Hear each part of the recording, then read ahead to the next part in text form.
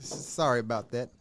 Thank you for tuning in to this week's edition of the Trumpet on Greenwood. This is your brother, student in the ministry, Alvin Muhammad, coming to you live from the Greenwood beat. Had a few technical difficulties this morning, still learning this system. I'm kind of slow with it, but thank God we have our sister Angela Chambers to point me in the right direction. Again, thank you for tuning in today. Today's subject is called "The First That Are Kept Last." The first that are kept last. I want to begin by saying that I bear witness that there is no God but Allah, and I further bear witness that the most honorable Elijah Muhammad is the messenger of Allah, and I further bear witness that we have a divine reminder in our midst in the person of the Honorable Minister Louis Farrakhan. I greet you all, listening audience, in the Arabic words of peace and paradise. Assalamu alaikum. Again, today's subject is the first that are kept last. And I want to talk about the education of our children today, not from an emotional point of view, but from a point of view that would allow us to grow to understand why our children, particularly in the state of Oklahoma and across the nation, are being kept last. Our children are not dumb. Our children are very intelligent, so there must be a reason why our children continue to be last on all the indicators concerning education. And we want to begin the process of looking into that, not from an emotional point of view, but from a reasonable point of view. So I want to begin with Matthew 20:16 that reads that, "So the last will be the first, and the first will be last." In Deuteronomy 28:13, it reads, "The Lord will make you the head and not the tail. You will be on top and not on the bottom if you obey the commandments of your Lord." But in the world we live in, black people remain on the bottom of every economic, educational, health, and social indicator that we have. So based on the above listed indicators, one can conclude that the reason we remain on the bottom rung of such indicators is due to our worshiping of a lesser God in the personages of our former slave master and his descendants.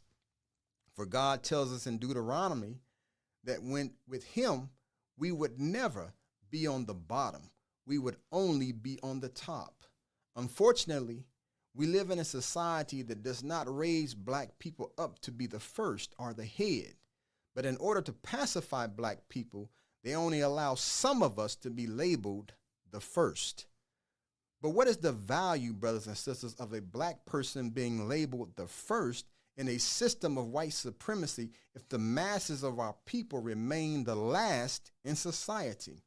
For white people to appoint one of us as the first, it is their way of saying you are not like other black people. Recently, the city of Tulsa appointed its first black female school superintendent, Dr. Ebony Johnson. 50 years after Tulsa's first black school, Booker T. Washington chose to voluntarily integrate in 1973. In 1993, Tulsa hired its first black male superintendent in the person of Dr. John Thompson, 20 years after Booker T. Washington became the first black school to integrate. In point number 9 of What the Muslims Believe, on the back of the Final Call newspaper, it reads, "We believe that the offer of integration is hypocritical and is made by those who are trying to deceive black people into believing that the 400-year-old open enemies of freedom, justice, and equality are all of a sudden their friends. Black people offered our crown jewel, Booker T. Washington, over as an educational experiment in integration. But what does this school look like today? Today, many black students are not even smart enough to get into what is once a historically black school. According to a Fox 23 News report, from 2020 to 2022, there were only 363 black students versus 414 in 2017.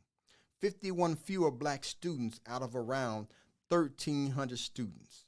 it would appear that what the Honorable Elijah Muhammad said on point number 9 is true concerning this crown jewel in the black community.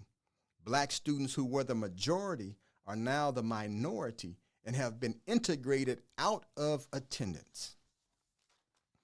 Is this not hypocritical, brothers and sisters?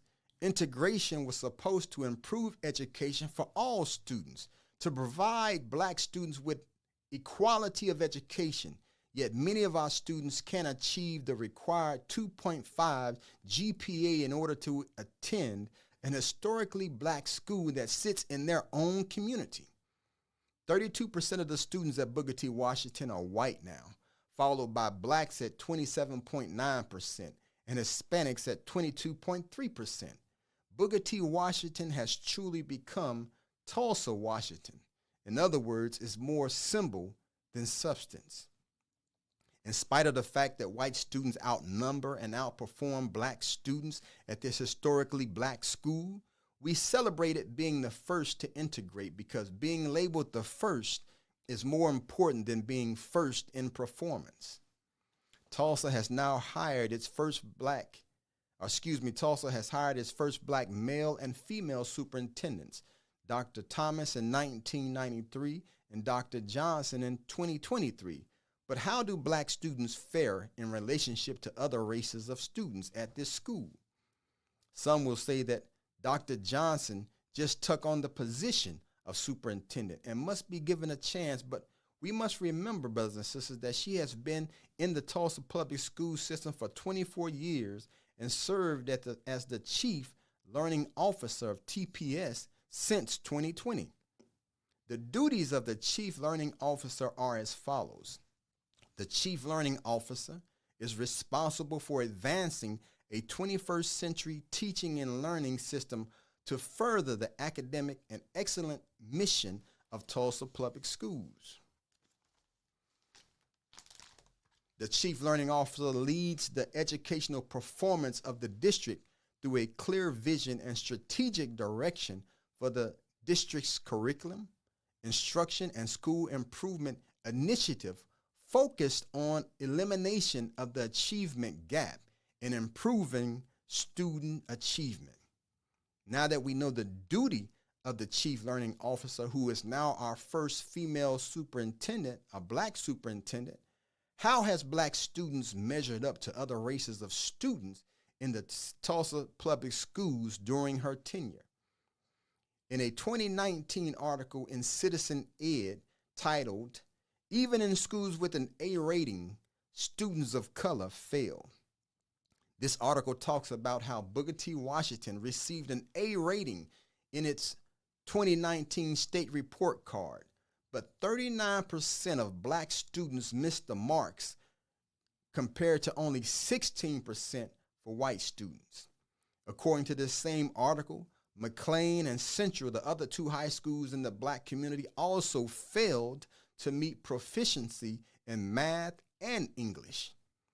According to the 2023 state report card, white students scored proficiency rates of 35.6% compared to 14.3% for Hispanics and only 8% for black students. The gap between white and black students widened by more than a full percentage point according to the 2023 state report card. White students' proficiency increased to 44.9%, while black students remained at the 2019 proficiency rate of 16.1. Again, brothers and sisters, the duty of the Chief Learning Officer is to eliminate the achievement gap. But according to the state report card, the achievement gap has increased during the 4 years between 2019 and 2023 between black and white students. So while we celebrate Tulsa's first black female superintendent, many of us are ignorant to the fact that the Chief Learning Officer, Dr. Ebony Johnson, has failed to close or eliminate the achievement gap between black and white students. The fact of the matter, brothers and sisters, is that that gap has increased. Many within our community believe that to be given the opportunity to be the first in an ongoing system of white supremacy is a source of inspiration for little black boys and girls, but what good is being the first if they only use those selected individuals to keep black people last? When we understand that we are dealing with an educational system that intentionally keeps black students at a disadvantage, it is easy to see why Mayor Bynum and Governor Stitt expressed their desire to keep such a person on as our school superintendent. It is because she upheld this system as the chief learning officer. As Governor Stitt stated, let her give her best shot. What we must understand, brothers and sisters, is his words are not a statement of support. Rather, it is a statement of arrogance because they know she would not be able to change the trajectory of white superiority and black inferiority ingrained in the U.S. educational system. In another historical first, the city of Tulsa recently hired its first black police chief, Wendell Franklin, in 2020. Again, as in the case of Dr. Ebony Johnson, black people celebrated this historical milestone. But has he made changes to establish equality in hiring, or has he upheld the same old system of white supremacy that makes it difficult for blacks to get hired onto the police department? We just discussed the state report card on education and how it indicated that the achievement gap between black and whites has widened. In spite of this increased achievement gap, Tulsa's first black police chief has chosen not to lower the educational requirements to become a police officer. Chief Wendell stated, quote, "I could fill an academy class if I wanted, but I would be pushing lower quality people through, and I just won't do this." Here's a black man who with us has been, as a people, marginalized and accused of being of lower class, of lower quality, and yet he has the power to reduce or eliminate a requirement to be a Tulsa police officer. But because he, as a black man, does not want to a lower quality people for a police force who has historically abused black people because of it being filled with morally lower quality individuals, morally lower truthful individuals, yet he is in a position to make a change but chooses not to. According to the 2019 Equality Indicator, 74% of Tulsa police officers were white, and blacks represented 8.1%, a total of 37 officers. In 2020, there were around 65 black officers among a force of about 800 police officers, with a shortage of about 150 officers. Yet Chief Wendell refuses to lower the recruitment standards, not even allowing military experience as an option to college. In other words, thank you for your service, but you can't serve as a police officer because you are of lower quality. You can go kill in American wars and keep Americans safe, but you can't police your own communities in Tulsa as a veteran. This is how black people who white people allow to be the first are made a part of a conspiracy, knowingly or unknowingly.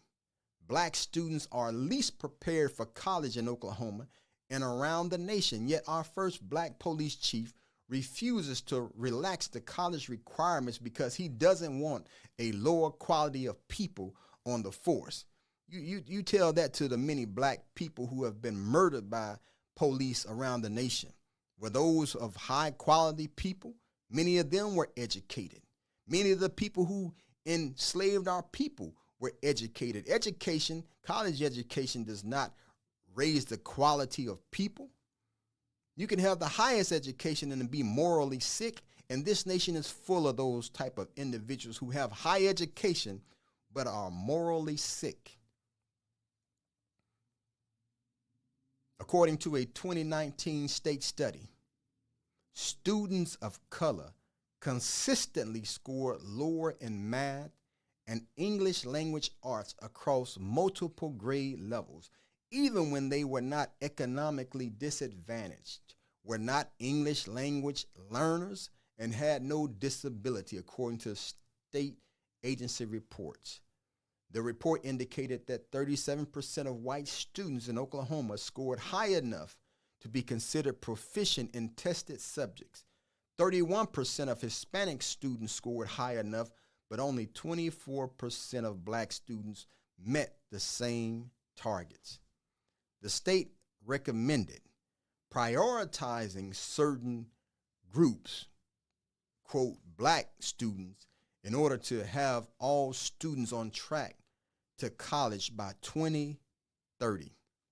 Black children are so far behind that it would take the state of Oklahoma almost a decade to make black students equal to whites, yet we have the first black police chief who refuses to lower the college requirements, which would open the door for more black officers on the force.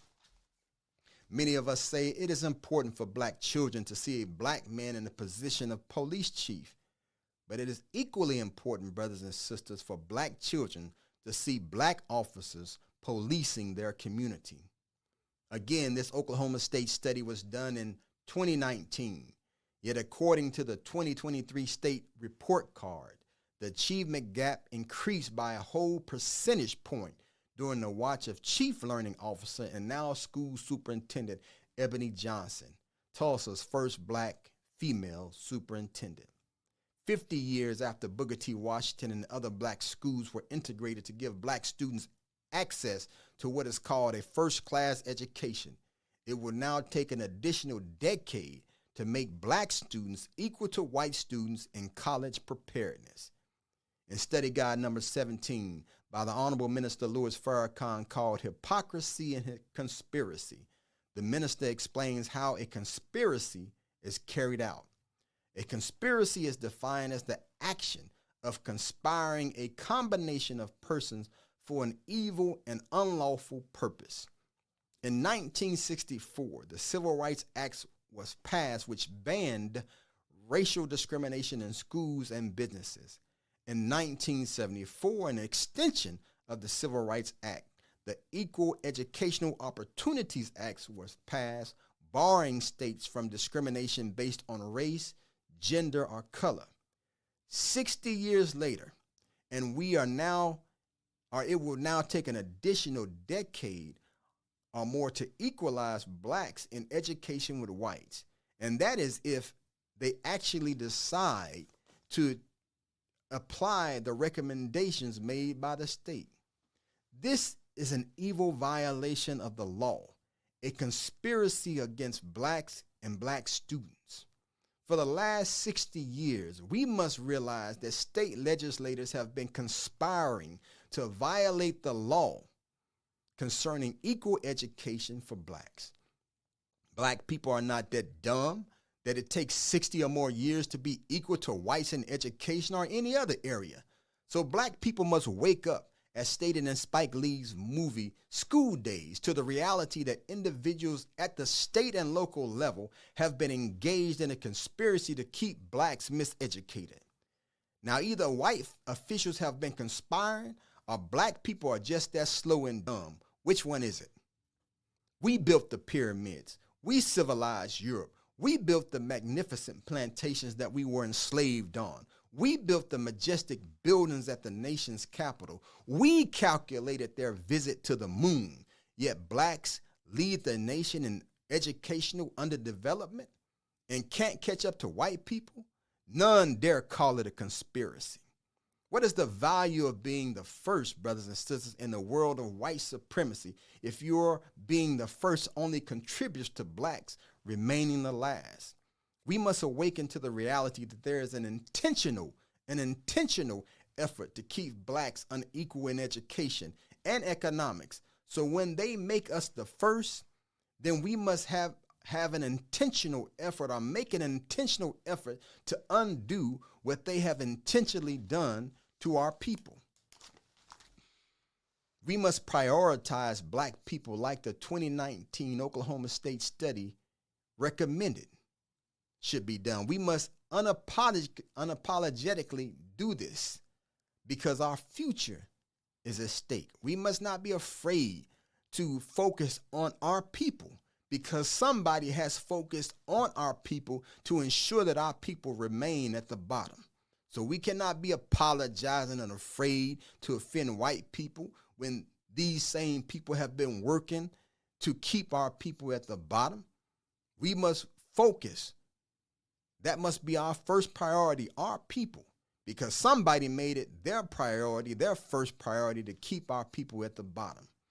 The Honorable Minister Louis Farrakhan goes on to say in study guide number 17 that the government of the United States is envious of our rise in terms of numbers, growth, and the future that Allah God promised us through the mouths of his prophets. As the Honorable Elijah Muhammad taught us, they desire to rob us of that future. This is why blacks are targeted for failure in American education, health, business, employment, and prisons. This is not coincidental. This is a conspiracy, and black people are the target audience.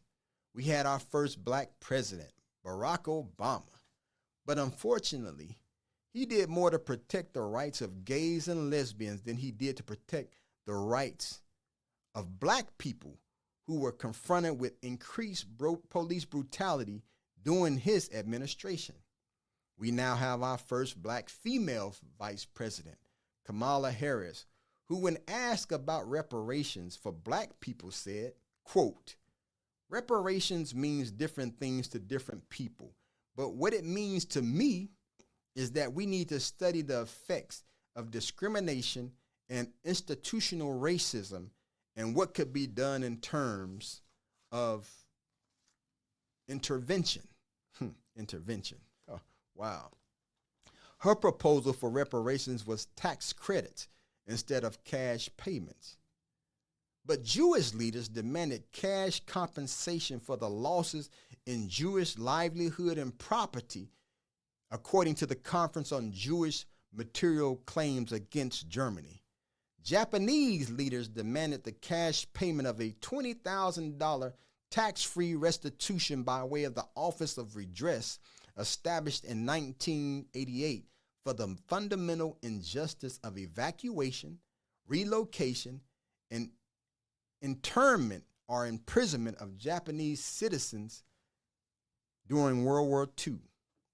Brothers and sisters, black people were evacuated from their land in Africa, relocated on plantations in America and the Caribbean, and kept in internment camps or plantations for 400 years. Yet, black leadership, the first black president and the first black female vice president of America, don't have an understanding and an agreed upon definition of reparations for black people. President Obama said reparations are justified for black people, but he also said, I fear reparations would be an excuse for some to say we have paid our debt and avoid the much harder work of enforcing anti-discrimination laws in employment and housing, the much harder work of making sure our schools are not separate and unequal, quote, end quote. You know, brothers and sisters, what do I care about you saying you paid your debt when you owe me the money? That's what you're supposed to say. What do I care about how hard white people have to work to eliminate the discriminatory practices against black people after they pay us reparations? That's what they're supposed to do. Jews still suffer from anti-Semitism from whites in America after receiving reparations, but Jewish leaders don't consider reparations as an excuse. What in the hell is wrong with us or one of us who thinks like that? Obama became president in 2008, 44 years after the Civil Rights Act became law. If white people have not worked hard enough to eliminate discrimination in schools over that period of time, why in the hell would Obama tie reparations to whites doing such? Why doesn't Kamala Harris and all black people have the same definition of reparations when we see what it looks like for Native Americans, Japanese Americans, and Jewish Americans. She's married to a Jewish man. Reparations for black folks should have the same meaning that it has for Jews, which is land, money, as well as education for the oppressed as well as the oppressor. Obama also said that reparations for black folk was a non-starter during his presidency, that white resistance and resentment stopped him from pushing for it. Well, what has changed? We had the first black Supreme Court Justice, Thurgood Marshall, who warned us that the Ku Klux Klan never dies. They just stopped wearing sheets because sheets cost too much.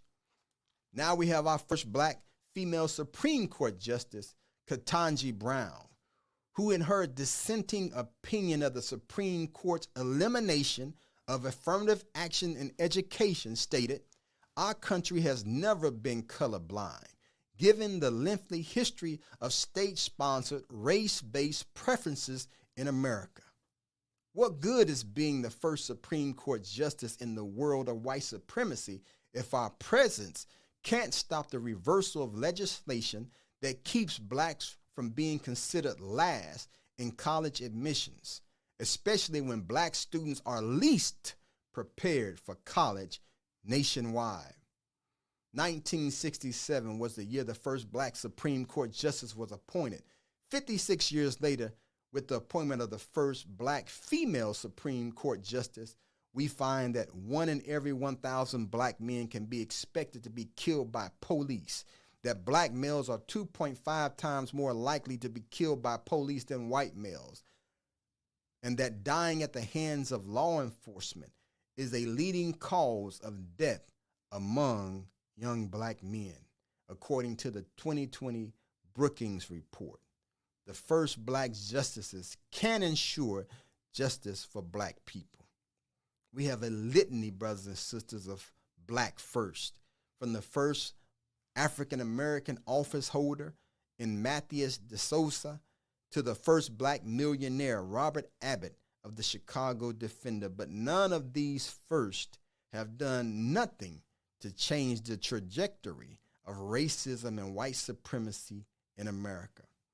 America and Americans have proven that they are not willing to do as President Obama said, which was to work hard against anti-discrimination laws in unemployment and housing, to do the much harder work of ensuring our schools are not separate and unequal. When you look at our schools and the education of black students, one could easily see that we don't have the same education as white folk. Even when white folk go to the same school that our black students attend, blacks or white students perform at a superior level and rate than black folk. The increasing gap between black and white students in education, the elimination of affirmative action in college admissions should prove to the most feeble of our people that regardless of how they allow one of us to be the first, they intend to keep black people last. The Honorable Elijah Muhammad, the messenger of Allah, warns us in his book, Message to the Black Man, do not be fooled by the false promises of civil rights and the softening of their language. It is offered to you now to keep you from becoming free of their evil plans of depriving you of the offer made to us by Allah God. If we would submit to him, he would set us in heaven at once. What is that offer made to us by God? Again, Deuteronomy 28:13 reads, "The Lord will make you the head, not the tail. If you pay attention to the commands of your Lord God that I will give you this day, follow them and you will always be on top." Always be on top. But as a people who are descendants of slaves in America, we have not followed after our God, but have been following the God of our former slave master now for 400 years, and his God and his religion and his education does not raise our people to be the head. It keeps our people the tail of society. We need, brothers and sisters, a new educational paradigm. So it's important that in this time and day, brothers and sisters, that we all look more to the teachings of the Most Honorable Elijah Muhammad, who gives us guidance to that new educational paradigm, an educational system that will uplift our people and give us the proper knowledge of self. Because as a people, we don't know who we are. And we are relying on those who have kept us blind to the knowledge of self to educate and uplift our people, while at the same time they have worked tirelessly to keep our people at the bottom rung of society. So I want you to tune in next week as we begin this process of looking into this new educational paradigm presented to us by the messenger of Allah, the Most Honorable Elijah Muhammad, and represented by our divine reminder in our midst, the Honorable Minister Louis Farrakhan. Tune in next week as we look into this new educational paradigm. Assalamu alaikum. Thank you for tuning in to this week's edition of the Trumpet on Greenwood, coming to you live from the Greenwood Beat, WFPG. Assalamu alaikum.